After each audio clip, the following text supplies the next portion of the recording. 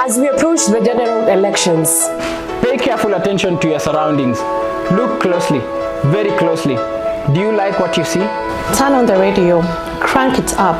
Do you like what you hear? Everyone wants happiness and a world with peace and prosperity. Yet we live in a world where war, chaos, violence, and tribal divisions are commonplace. We forget about the brothers and sisters that we have chosen in life. But how do we fix it? Let no one incite you to create tribal lines where there is none. In Ekodida's words, sisi ni tribe all. Let no one tell you who is better than who. Let not a greedy politician make you alienate your neighbor based on the person they choose. Such ignorance gives rise to greed, which in turn brings suffering of all. Each one of us as an individual can work towards the grand goals of peace and prosperity and growth of our overall society. As you go out to cast your vote. To vote for peace, vote for tranquility. Vote for calmness, vote for goodwill.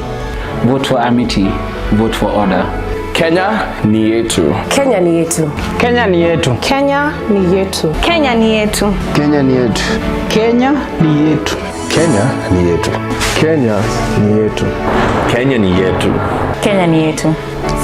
Kenya ni yetu. Kenya ni yetu. Kenya ni yetu. Kenya ni yetu. Sisi ni wa tribe all.